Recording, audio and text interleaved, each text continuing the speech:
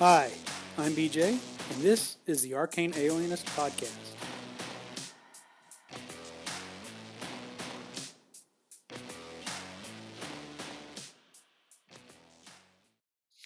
Hello, everybody. Welcome to the Arcane Alienist Podcast. Good to be back recording. I had a few weeks off. I know I've had some Mork episodes out, but those were all recorded a few weeks ago. So I was able to kind of enjoy a little time off around Thanksgiving. This may be the only podcast for the rest of the year. We'll see what happens. Obviously, next week is Christmas holiday. I got plans with family, and then the week after that for New Year's, we're taking a little family trip to Disneyland. So, yeah, I may not have a chance to podcast before then. So, I got a couple calls. One from Riley of the Diegetic Advancement podcast, and one from Carl Rodriguez, along with his wife Amy. The GMologist presents about the last run of Mort Borg episodes. So let me get to those calls, and that's what we'll start off with. Hey BJ, Riley here. Just finished listening to your Mockborg solo play episode. I did really like the rules, their narrative part. It does stretch on though, doesn't it? You've got 7 parts. This is quite a long episode, so I fully support your decision. And to be honest, the rules I think are the more... Actually, I don't know if I agree with that. I was going to say the more interesting part. Certainly the more informative part. The narrative's probably slightly more interesting to listen to. So that, they've both got their pros and cons, I guess. I've really enjoyed listening to you go through the rules, and especially the solo play specific rules. I think they're quite interesting. Glad you enjoyed running it.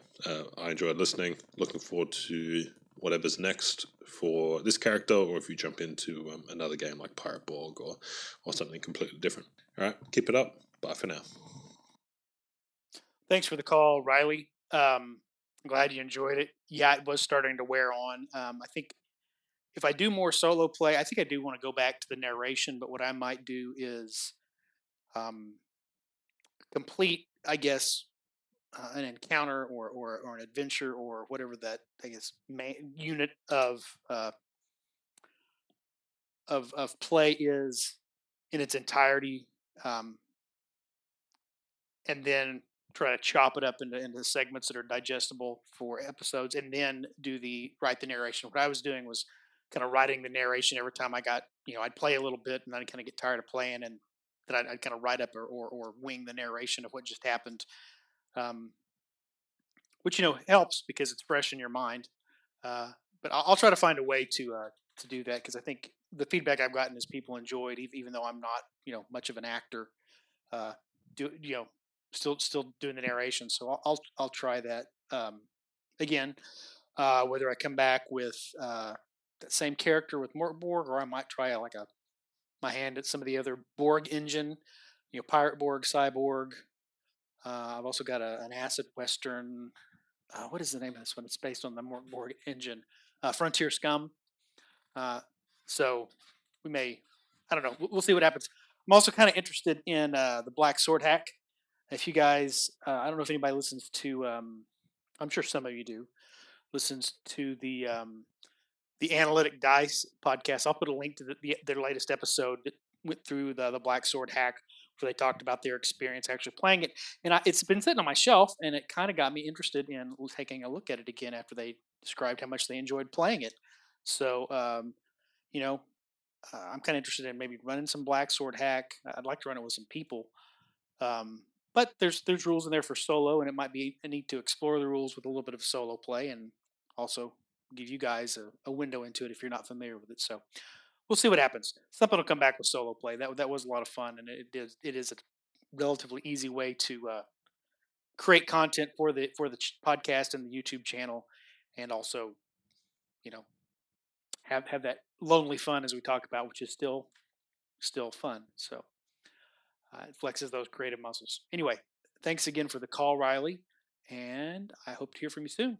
All right, what do we got coming up here next?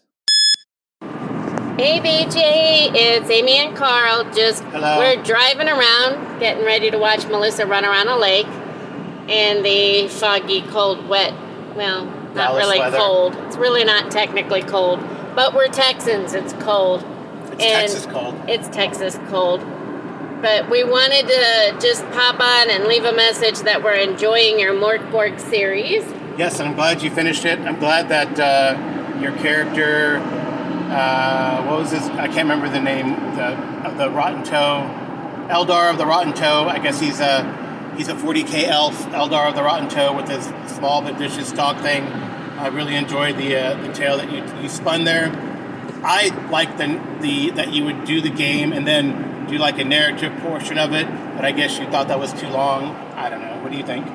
I think it's fun. I think you can make your podcast whatever it is you want. Yeah, but hopefully you'll find another series to do. Hopefully you'll continue with Eldar, but whatever you do, I think that's a great addition to your Arcane Alienist podcast. Oh, yes. And then next in is that the Arcane Alias needs to battle us for control of YouTube. Maybe. We're trying to encourage you to do that too, BJ. Yeah, I am really looking forward to running Coyote and Crow this next year. Very much looking forward to our hopefully steady Coyote and Crow game. Right, and then I thank you so much for encouraging me in our YouTube endeavor and for playing in my silly games. But talk to you soon. Have a great holiday season. I will say Merry Christmas. I'll say Happy Christmas. That way we cover it all, right? And a Happy New Year. Happy New Year. Good night and... Good rolling, I guess. Thank you, Carl and Amy, for that call from out on the road. Hopefully, they were near Dallas, which isn't too far to me, and we thought we might get together for the weekend, but timing just didn't work out. So, I will say, if you're enjoying Morkborg, I mean, their comments similar to Riley's, so we'll get back to it. But if you guys out there are enjoying the Morkborg, I think we are going to try to get together next week and play an over-the-top horror comedy, absurd level of insane Morkborg Christmas. So be looking for some form of Morkborg Christmas special. I don't know if we'll get it published next week. We're going to record it next week. Maybe it'll get out before Christmas, or maybe it'll get out shortly after. But it'll be a Morkborg Christmas. Listen for details on that. I'm sure it'll be up on the Geomologist YouTube channel. As far as Coyote and Crow goes, maybe I'll try to put that on my YouTube channel. I've been kind of, when I run games, we just because I'm usually playing them with Carl and Amy, we throw them up on Carl's channel. But maybe we'll put some over on the Geomologist. But thank you for the Merry Christmas and the Happy Christmas. And since we're talking about Coyote and Crow, I will give everybody, I'll tell you how you say Merry Christmas in Cherokee. Keep in mind, I'm not a native Cherokee speaker. I had to look this up myself. But it is Elihelius D. Danis Diahoia. So that's Merry Christmas in the Cherokee language. So, all right. Speaking of Christmas, speaking of Morkborg, I am going to do a play run with my son and his friends this weekend before we run that adventure for Carl and Amy and whoever else wants to join. We'll be joining us in that. I'm not sure who all is going to be involved just yet, but I'm going to run it with my son and his friends. They're all 16 and over, so we can handle a little bit of cartoon, comic, bloody gore, and violence, Morkborg style with them. So I will report on how that goes in the near future. First, let's see if we get it up on YouTube so you can watch that, and then maybe after everybody's had time to digest that, I'll tell you how that same adventure went with the kids. But speaking of the kids, let's do an update on the last couple of sessions I've done in my kind of D&D hack.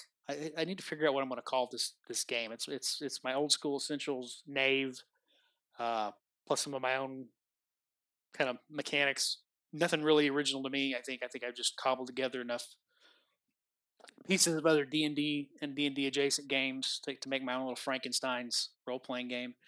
But we have been running, kind of loosely running Keep on the Borderlands, as I had mentioned. They'd gotten to the keep, so we've had 2 sessions since I think I last described what happened.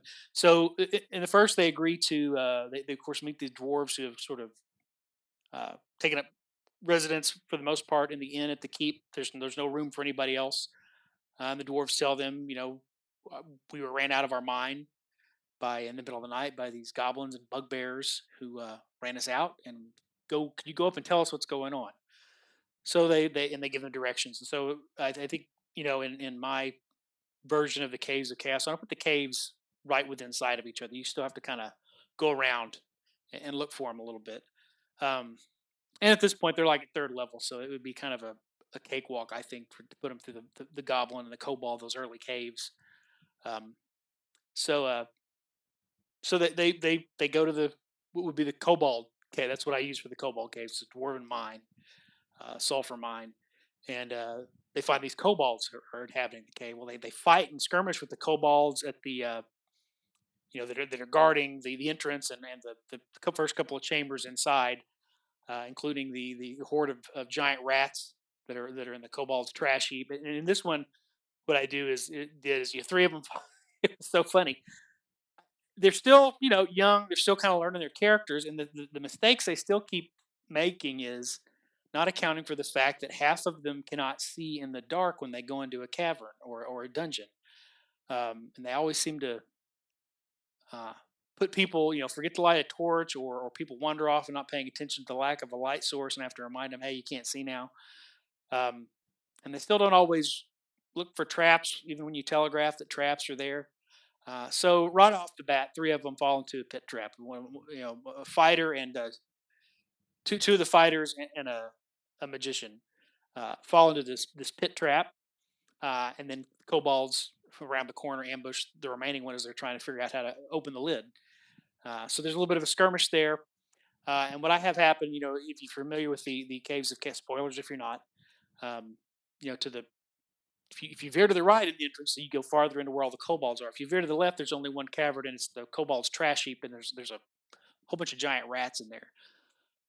Well, what we did here was there's a kobold with a signal whistle around its neck, and it blows the whistle. And of course, it's a dog whistle. There's no sound that comes out, and then this mob of rats uh, comes out and is fighting him. It was actually kind of funny. They managed to pull, as the rats are swarming, they managed to get their friends out of the hole. One of them is a halfling fighter. These are giant rats, so she tries to ride a giant rat, and I'm like, hey, you realize it's not like the size of a horse. It's the size of you know of a medium sized dog.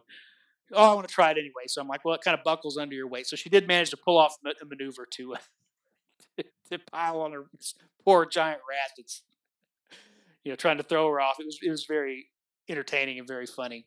Um, but one of the other characters manages to snatch this whistle away from a kobold and blow it, and I guess I kind of figured out what got caught the hint, and the rat. So I ruled that the rat stopped fighting with that signal. Um, and so the kobolds run off farther into the caverns. They pursue, and they split up uh, into three groups. They've been playing for a while. They know not to do that. Of course, they're third level characters, and they're fighting kobolds. But I don't think any of them understand that that's not as dangerous as it should seem to still kind of relatively low level adventurers. Uh, so as they split up, one group comes across the storeroom. There's nothing in there but spoiled, goods. They do find some pieces of dwarf, like the limbs that have been gnawed on. um, Another group gets into a skirmish with. They approach where the kobold leaders, lair would be, and they fight with the guards. Um, but then the third group wanders into kind of the chamber where the bulk of the kobolds are, where in the original Caves of Chaos, this is where it said that the females and the young are. I say these are just sort of non-combatants. They're in there working because they're mining. They're trying to, um, they don't explore the room. I would have said explore it further. I probably would have said there's some, mine shafts in here where you can go deeper down into these sulfur mines. Uh, but rolling reactions, the kobolds aren't initially hostile, and they're also not really armed. Um, and so they engage in sort of a dialogue with these kobolds and figure out, hey, we're these bugbears made us come here and take over the mine uh, from the dwarves. We're not having any ill will against anybody. We just want to go home. But they have kidnapped our queen. Um, Meanwhile, you know, the other party sort of gets in a fight with these guards. Like I said, one group explores the storeroom.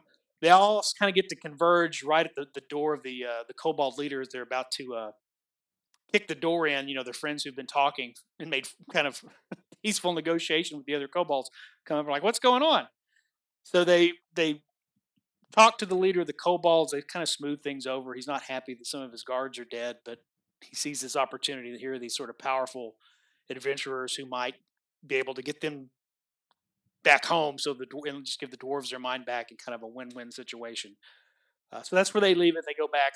They report to the dwarves. The dwarves um, sort of agree to give them a chance to find the kobold queen, uh, and then kind of you know kind of throw a little party for them, have a dinner and feast of drinks for them to kind of enjoy themselves. And as the party's breaking up and they're headed back to their encampment outside of the keep, they see a woman sort of pleading with some of the guards. And what they overhear saying is that her son Thomas has gone missing, and he's not the first person they've got to do something. And of course, the guards are very busy with this problem of bandits on the highway, so it's why the goblins and the other monsters in the forest are not being addressed. Uh, and this is a side adventure I've plugged in here. It's not actually part of the Keep on the Borderlands, but it ties into everything. So that's where we left off, and they pick up on the next thing. They decide to go looking for Thomas. They kind of get a description of him, ask where he was last seen, rest up a little bit, and the next morning they set off to the forest to look for Thomas. And so I say, well, there's a place where people kind of come together, wood, which is what he had gone to do, gather some wood. And the trail goes a little ways up into the forest and it kind of stops. There's a little marker, a little stone cairn that kind of marks the end of the trail.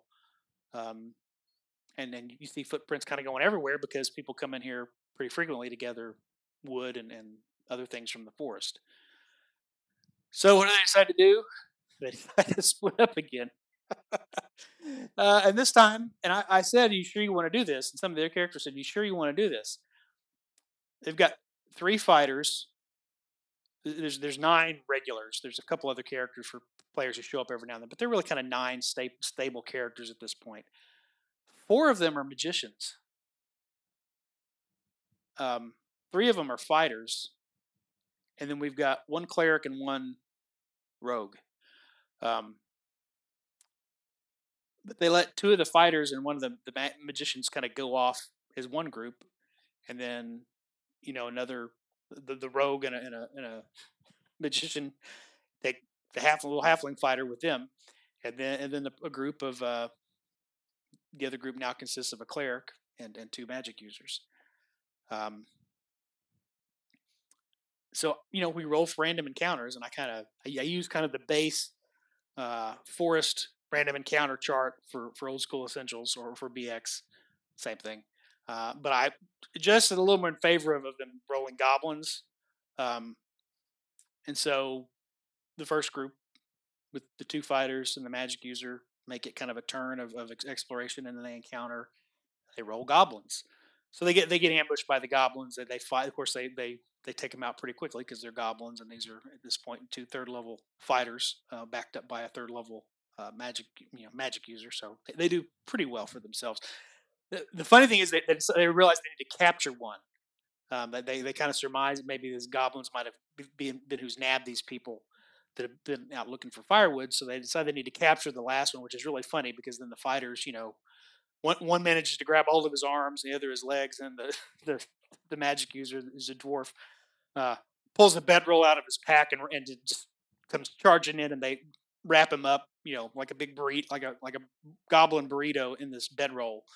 Um, Back to the other group that's the rogue, the fighter, and the magic user. Again, they roll an encounter with goblins because I kind of waited it for them to get goblins. Um, Same thing. They kind of take two of them out and then realize we want to capture one of them. And so they managed to. I think the fighter managed to disarm the goblin and kick its legs out from under it, jump on it, and they just all dogpile onto this little goblin. Um, so you know, knowing that goblins are or these sort of, I sort of play up the wicked fey aspect of goblins, that they are full of tricks. They can't lie, but they get really good at not telling the truth, and they're always out to make a bargain. The way you get information out of a goblinoid is you have to trade something. In fact, they cannot tell you something even if they want to, unless there's some kind of trade. There's this pathological thing about them. So, so there they say, "Where's Thomas?" And the goblin says, "What do you give me for?" They basically say, "Well, we will let you up." There's like three of us piled up, and so you know, he says, "I don't know who Thomas is." They ask another question. He explains. I can't remember the line of questioning off time. It was really, again, kind of these kids are great at creating very humorous situations. I'm always entertained as a game master. Uh, but it gave me an opportunity to role play this goblin who, they ask two questions, and then they ask a question and nobody gets off the pile. And he says, "You said, you said you would, every time I answered a question, someone would get off the pile." And they said, "No, we didn't say how many questions you had to answer for all of us to let you up." So he says, "Well, how many people? What's I think what I actually said is, what is the ratio of people getting off the pile to questions answered?" So they said two. So okay, so I've answered one question. They managed through some other questions to let him up. They disarm him and decide to let him go. He runs off into the woods, but they find out the goblins have been nabbing humans. They've got this big pile. He tells them where it's at, where they burn. They're burning charcoal. They're gathering wood and they're burning charcoal. And the other goblin eventually they get this. The other group gets them out of them. Well, the third party. This is the party with two magicians and a cleric. Managed to get three exploration turns into the woods. Just walking at their normal rate, not like daily exploration, but they get three turns, and they don't roll a goblin when they finally roll an encounter. They roll a troll, and so now in the my setting, the trolls as we think of them in D&D exist, but they're not called trolls. I've used trolls as sort of the ultimate species in this sort of the goblin affiliated. They are the trolls are the sort of uh, kind of epitome of the evil fae. They are the actual dark, twisted fae who cast spells and come from the world of fae, the other world, uh, and then they use goblins as kind of their lackeys and their soldiers and things like that. Um, to keep in more with kind of the actual mythical origins of trolls. The what I choose to call trolls in my setting are Grendels. Thinking again of a creature that lives in a hole in the ground or in a place that doesn't like people, and so I call them Grendels. Uh, as a allusion to the monster from Beowulf, of course. Well, they encounter a Grendel, and so what I say is there's this pile of kind of rubble and boulders that have created sort of this cave. You see a cave, um, and again we go through the procedures of rolling. They don't. Um, they're not surprised. The troll is surprised, but how I work that as a distance is just that the troll is kind of, you see it coming out of its cave and it's kind of looking around like it's just coming out for the day. It doesn't see you yet. What are you gonna do? So they use some of their spells and items to distract the troll with I think a ventriloquism spell and something else. They managed to like throw a rock and make a voice sound like it's coming from over there and uh, distract the Grendel. And they decide to go in. This. Of course, they're going to go in and see if they can find this kid. They are still on mission, right? But they go in and it's just littered with bones of animals and humanoids that this creature is eaten, but no sign of Thomas. They do find a bag of copper coins and a bag of gold coins. That is the random treasure for this creature. But they goof around enough that it comes back. They can hear it coming back before they can get out. Well, it just so happens one of the magic users had turned himself invisible with an invisibility spell.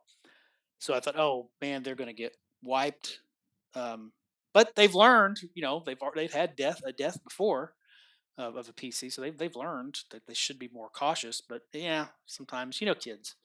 So it was really clever the way they got themselves out of this. So the cleric decides to stand and fight, um, and then gets hit once by the troll and realizes, or the Grendel, and realizes, I'm dead. I am dead. We have got to get out of here. Well, what the invisible magician decided to do was take a rope and try to sneak alongside the troll while he's engaged fighting the dwarven cleric, and behind it and back around, and try to slowly loop this rope around its ankles.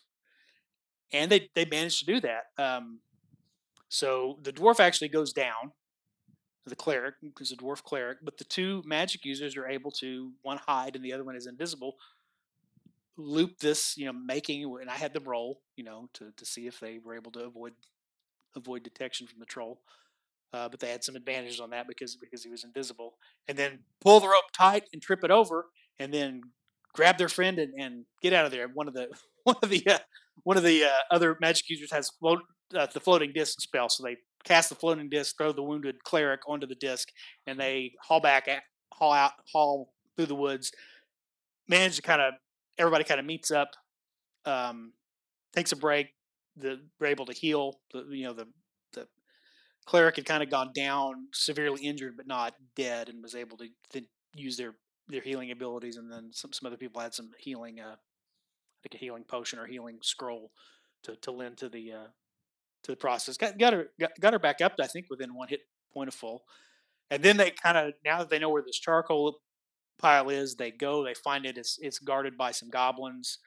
Um, Along with three bugbears, they were able to kind of charge in and ambush, catch some of them off guard. Uh, nice, not a very long battle, as they rarely are in old school kind of games. But they took out the goblins, took out the bugbears, some minor injuries, just started to unchain these humans so they can take them back to the keep when the Grendel comes stumbling through the woods. Um, you know, has caught their scent, and has also, they did wound it a couple of times, um, in the fight. The cleric did hit it a couple of times, but had saw that its wounds, they're long enough to see sort of the regeneration sort of take place. So it's like, okay, here's going to be a big fight. Troll's a tough thing. Uh, the MVP of the adventure is, not, we have four magic users. They all did something really fun. The first one is the one who wrapped somebody up in a blanket, while the fighters held him. The second one, uh, used her ventriloquism and then her, floating disc very very creatively to kind of distract the troll, and then to help get away from the troll with someone who had gone down and couldn't move.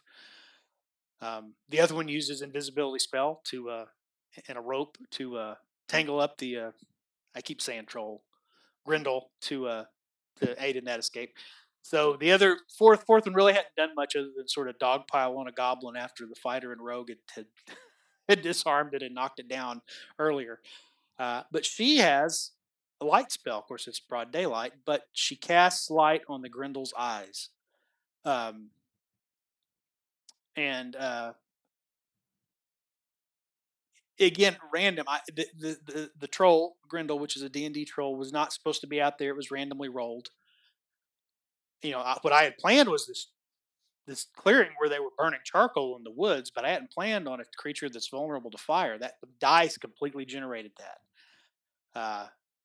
But I let I let I let all the magic users make like an intelligence check, just to roll to see if they had some bit of lore that would clue them in. There's always that question of should players automatically know that. Well, none of them recognize what this thing was because they're all kind of novices. Um, but you know, and one of them rolled well enough, and it's like, oh, we have to kill it with fire, or it will just keep regenerating. So they thought, about the time he realized that, the other magic user blinds it with a spell, which really helped because it was blind, it was at a disadvantage all its attacks. Everybody else could, the rogue was able to get around behind it and backstab it for a whole lot of damage. Um, and then the two big fighters were able to kind of knock it over down, and they just they just kind of wailed on it with large weapons and got it down to zero hit points, which of course it's still going to regenerate, but then drag it and throw it onto the charcoal pile and set it on fire. Um, so again, the dice kind of lined up for some really cool stuff that it's just completely random, but between players being creative and kind of that flexibility of just kind of rulings, over very specific rules, we all had a really good time. And so uh, I'm interested to see what they do next.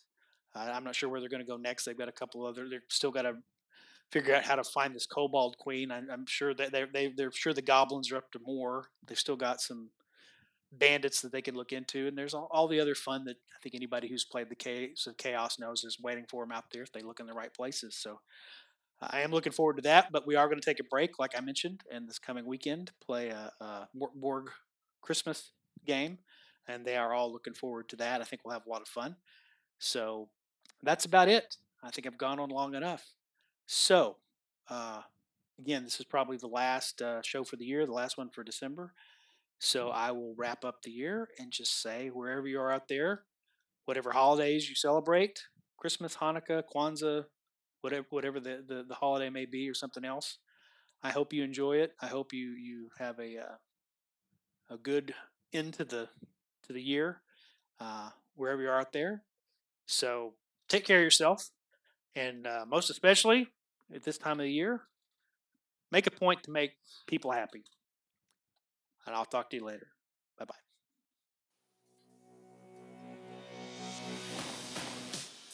Thanks for listening to the Arcane Alienist podcast.